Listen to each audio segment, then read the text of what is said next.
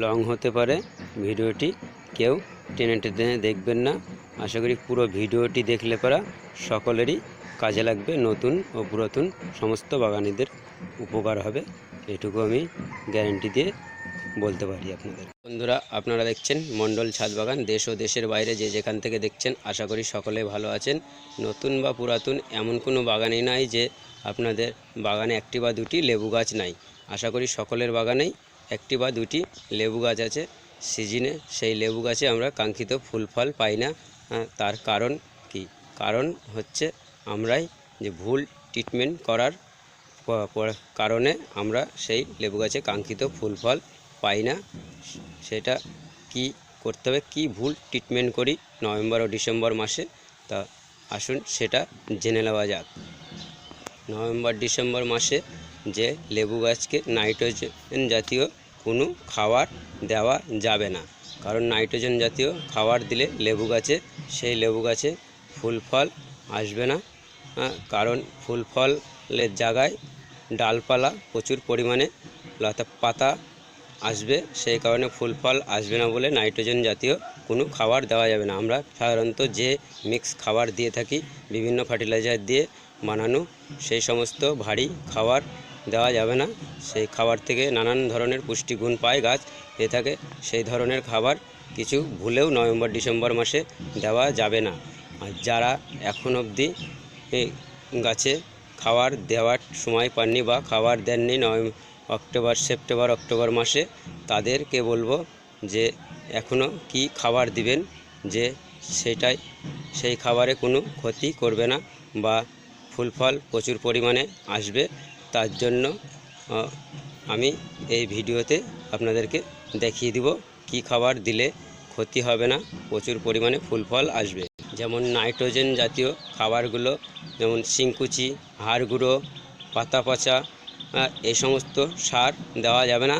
কারণ এই সমস্ত সারের ভেতরে প্রচুর পরিমাণে নাইট্রোজেন থাকে। এই সমস্ত সার দিলে গাছে খাওয়ার পরে কিছুদিন পরে নাইট্রোজেন রিলিজ করবে, ফুল ফলের পরিবর্তনে প্রচুর ডালপালা বেরাবে, পাতা বেরাবে, ফুল ফল আসবে না। সেই কারণে এই সমস্ত খাবার দেওয়া যাবে না। তো কী ধরনের খাবার দেওয়া যাবে, আপনাদের কী ধরনের খাবার দিলে সুবিধা হবে বা ফুল ফল আসবে, যারা এখনও খাবার দেননি আর যারা দিয়ে ফেলেছেন তাদের তো কোনো অসুবিধা নাই। তা যারা দেননি তাদের জন্য কি খাবার দিবেন সেটা আমি এখন এই খাবারটা দেখিয়ে দিব, প্লাস বলেও দেবো আপনাদেরকে। এই খাবারগুলো আপনারা দেখতে পাচ্ছেন, আমি পটাশ নিয়েছি এরকম ছোট চামচের একটা 10 থেকে 12 ইঞ্চি টবের জন্য এক চামচ পটাশ নিয়েছি, আর 2 মুঠো গোবর সার নিয়েছি, আর হচ্ছে 1 চামচ চুন নিয়েছি, আর হচ্ছে সুপার ফসফেট নিয়েছি 1 চামচ। এই মিশ্রণটা 10 থেকে 12 ইঞ্চি বা 14 ইঞ্চি টবের জন্য আমি এই খাবারটা আপনাদেরকে সাজেস্ট করব যে দিয়ে দিতে পারেন। কারণ গোবর সারের মধ্যেও নাইট্রোজেন থাকে হালকা পরিমাণে, তাতে সেরকম অসুবিধা হবে না হালকা নাইট্রোজেন থাকলে। তো রোদ্দুরে যদি শুকিয়ে এলেন নাইট্রোজেনটা উড়ে যাবে আশা করি। আর আমি লাল পটাশ নিয়েছি, লাল পটাশটা খুবই ভালো কাজ করে লেবু গাছের গোড়ে মাটির সঙ্গে মিক্স করে দেওয়ার জন্য। আর আমি চুন নিয়েছি, মাটিটাকে শোধন করবে, ক্যালসিয়াম আছে চুনের সঙ্গে, মাটিটাকে শোধন রাখবে, মাটিটার কোনো ব্যাকটেরিয়া থাকবে না। আর গন্ধ দানা বিষ নিয়েছি, যেটা আমি 2 চামচ পরিমাণে এটা নিয়েছি। কারণ হচ্ছে এটা মাটির ভিতরে যে কোনো পোকামাকড় বাসা করে থাকলে বা রোগ পোকা দমন করবে, সেই কারণে নিয়েছি। এটি যে মিশ্রণটা আমার নেওয়া আছে আজকে আমি দেখাবো আপনাদেরকে দিয়ে একসঙ্গে মিক্স করে। এটা আমি হচ্ছে 3 ধরনের টবের জন্য নিয়েছি, একসঙ্গে নিয়েছি মিশ্রণটা, একসঙ্গে কমপ্লিট করে আপনাদেরকে আমি দিয়ে দেখাবো। তার কারণ হচ্ছে যে 40 থেকে 50 লিটার ড্রামে যে গাছগুলো রয়েছে তাদের জন্য, প্লাস 16 থেকে 18 ইঞ্চি টবের জন্য, আর 12 থেকে 14 ইঞ্চি টবের জন্য সব টবে দিতে পারেন। আমি খাবারটা পুরো একসঙ্গে নিয়েছি, ভালোভাবে মিক্স করে খাবারটা কি পরিমাণে দিচ্ছি সেটা আপনাদেরকে দেখাবো। খাবারটা মিক্স করা হয়ে গেছে, দেখতে পাচ্ছেন কীরকম হয়েছে। এবার আমি এই গাছটাই দিয়ে দেবো। এরকম কোনো আগাছা থাকলে, পাতা টাতা থাকলে পরা সেগুলো তুলে ফেলবেন। তুলে ফেলে একটু মাটিটাকে এরকম হালকা করে আলগা করে নেবেন। আমার মাটিটা একদম ভুরভুরে আছে, দেখতেই পাচ্ছেন কত সুন্দর। দিয়ে এরকম মুঠো করে এক মুঠো খাবারটা নিয়ে একটু দূর দিয়ে টবে ছিটিয়ে দিবেন। এরকমভাবে বন্ধুরা ছিটিয়ে দিবেন গাছে, তাহলেই হবে।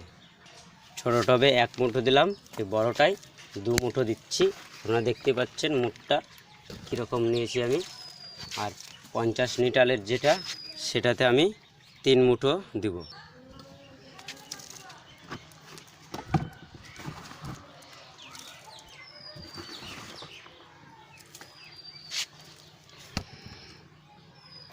এই গেল বন্ধুরা খাবার দেওয়া। আর খাবার কি দিবেন, সেটা তরল খাবার, সেটা আমি আপনাদেরকে বলে দিচ্ছি। তার কারণ সেই খাবারটা দিবেন আপনারা হচ্ছে খোল ভিজানো তরল যে সারটা, সেটা একবারে অল্প পরিমাণে পাতলা করে নিয়ে জলে, তারপরে সেইটা দিবেন। আর আপনারা কিচেন কম্পোস্ট পচিয়ে যে তরল সারটা, সেটা পাতলা করে দিবেন। তবে কতদিন দিবেন বন্ধুরা, ডিসেম্বর অবধি দিবেন, কিন্তু ডিসেম্বরে লাস্ট ডিসেম্বর অবধি দিবেন, তারপরে বন্ধ করে দিবেন। পরিমাণ কিন্তু বেশি দিবেন না, সপ্তাহে 1 দিন অথবা 10 দিন পরে 1 দিন, এরকমভাবে আপনারা খাবারটা প্রয়োগ করতে পারেন। এই ছিল খাবার দেওয়ার বিষয়টা। খাবারের সম্বন্ধে বললাম। আরেকটু কাজ যেটা করতে হবে, আপনারা হচ্ছে ফল পেরে নেওয়ার পরে, এই সময় তো ফল গাছে কেউ রাখবে না, ফল পেরে নেওয়ার সময় যে ডালগুলো থাকে, সেই ডালগুলোই আপনারা ছোটোখাটো হালকা পুলিং করতেই পারেন। যাদের এখনও করা নাই তারা কি করবেন, এইরকম এই যে ডগাগুলো ছোট্ট করে হালকা পুলিং করে দিতেই পারেন। এটা হচ্ছে ডিসেম্বরের লাস্ট 15 তারিখ অবধি আপনারা করতে পারেন। মাথাটা একটু করে এরকমভাবে কেটে দিলে কি হবে বন্ধুরা, তাতে প্রচুর পরিমাণে ফুল ফল আসবে, শাখা পোশাখা প্রচুর পরিমাণে বেরাবে। এরকমভাবে আপনারা শুধু একটু মাথাগুলো কেটে দিলেই হবে, আদার্স কিছু দরকার নেই। আপনাদেরকে দেখিয়ে দিলাম কিভাবে কি করবেন। আর যেটা হচ্ছে বিষয়, রোগ পোকামাকড়ের জন্য কি করবেন, তার কারণ সপ্তাহে একদিন আপনি ফাঙ্গিসাইড ইউজ করবেন। যে ফাঙ্গিসাইড ইউজ করেন, যার কাছে যেটা আছে সেটা ইউজ করবেন। কারণ এই সময় কচি পাতা বেরাবে, ফুল বেরাবে, সেগুলো যদি রোগ পোকামাকড়ে যদি খেয়ে নেয়, আর এই সময় পোকামাকড়ের আক্রমণ বেশি হয়, তাহলে পারা বন্ধুরা সমস্যা হবে। তো সেই জন্য দেখতে পাচ্ছেন গাছের পাতাগুলো কত সুন্দর, এরকম ভালো রাখতে হবে, রোগ পোকামাকড় যেন না লাগে। তাই সপ্তাহে 1 দিন যেটা ইউজ করেন সেটা ইউজ করবেন ফাঙ্গিসাইড হিসাবে। যেটা আমি যেমন সাপ পাউডার ইউজ করি, ব্যাবিস্টিল ইউজ করি, এইগুলো আপনাদের কাছে যার কাছে যেটা আছে সেটা ইউজ করবেন। আর কীটনাশক হচ্ছে রোগ পোকা দমন করার জন্য কীটনাশক হিসাবে ইউজ করবেন। আমি যেটা করি নিম তেল অথবা কাকা জৈব উপাদান, এগুলো আপনারা যার কাছে যেটা আছে সেটা কীটনাশক মাসে 2 দিন অন্তত করতে হবে, 15 দিন অন্তর 1 দিন। কারণ এই সময় গাছে রোগ পোকামাকড় লাগতে দেওয়া যাবে না, কারণ কচি পাতাগুলো ফুটবে, সেই পাতাগুলোতে বিভিন্ন রকমের পোকামাকড়ের আগমন হয়। চুস্কি পোকা, লেদা পোকা, ম্যাপ পোকা ইত্যাদি এই সমস্ত পোকামাকড়ের আগমন হয়, তাতে হিতের বিপরীত হয়। আর একটা কাজ, যেটা মেন কাজ, সব থেকে ভাইটাল কাজ যেটা বলবো বন্ধুরা, গাছে এই সময় জল খুব কম দিবেন। 1 দিন জল দিলে 2 দিন 3 দিন অন্তর জল দেবেন না। বড় টব থাকলে সেভাবে দেখে, মাটিটা আমার দেখতে পাচ্ছেন কেমন শুকনো খটখটে একদম, এরকমভাবে গাছকে একটু কষ্ট দিতে হবে, জল কম দিতে হবে। তার কারণ জল কম না দিলে পারা ফুল ফল আসবে না। আর যা গাছকে জল কম দিয়ে কষ্ট দিলে পারা মাটি এরকম শুকনো খটখটে হয়ে গেলে সেই গাছে মনে করবে আর আমি তো আর বাঁচবই না, মরে যাব। সেই কারণে গাছটার ফল ফুল দিয়ে বংশ বিস্তার করবে। তার কারণ বংশ বিস্তার করলে মনে করবে যে আমি হয়তো এবার যদি বাঁচবই না, তাহলে বংশ বিস্তারটা আমার করে যায়। তাহলে জলের বিষয়টা গেল বন্ধুরা। এর পরবর্তীতে হচ্ছে যেটা করতে হবে, আপনাদেরকে জলটা মেনটেনেন্স রাখতে হবে। সেটা তো বললাম, এটা আপনারা সকলেই জানেন। নানান জায়গায় নানান রকম ভিডিও দেখছেন, নানান ইউটিউবে চ্যানেলে। আমি যেরকমভাবে করি, আমি আমার মতন করে আপনাদেরকে সেরকমভাবে পুরোটা দেখালাম। সবথেকে গুরুত্বপূর্ণ বিষয় এই ভিডিওর, যেটা একদম ফাইনাল টিপস, পার্সোনালি একদম হ্যাভি টিপস যেটা করতে হবে বন্ধুরা, সেটা আমি সব থেকে একদম ভিডিওর লাস্টে বলছি। এই গাছগুলোতে যেটা করবেন, আর একটা কী করবেন, যে প্রচুর পরিমাণে ফুল ফল এনে দেয়, সেই কারণে আমি আরেকবার করে আমি খুব ভালো রেজাল্ট পেয়েছি, তাই আপনাদেরকেও বলবো। তবে আপনারা দুটো একই কোম্পানির ওষুধ, আপনারা চাইলে যে যেটা করবেন, কিন্তু ভুলেও দুটো একসাথে করবেন না, যেটাই করবেন সেটাই একটাই করবেন। বুস্টার 2, এই যে আমি যেমন আমার কাছে দেখতে পাচ্ছেন বুস্টার 2 আছে, আমি এই বুস্টার 2 ইউজ করি।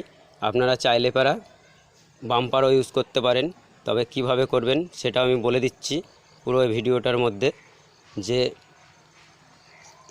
10 ফোঁটা 1.5 লিটার জলে 10 ফোঁটা নেবেন, 1.5 থেকে 2 লিটার জলের মধ্যে 10 ফোঁটা নেবেন, নিয়ে ভালো করে জলটাকে মিক্স করে সন্ধ্যার আগে আগে ওই 4টের দিকে বৈকালবেলা স্প্রে করে গোটা গাছটাকে ধুয়ে দিবেন। আর যাদের করা আছে তাদের করার কোনো দরকার নাই, যদি সকালের দিকে করেন, সূর্য ওঠার আগে করবেন, তাহলে খুবই ভালো হবে। তো বিকালে করাটাই আমি মনে করি বেটার। তবে এটার 3টে ডোজ আছে, 3টে ডোজ কমপ্লিট করতে হবে। কি করতে হবে বন্ধুরা সেটাও আমি বলে দিচ্ছি।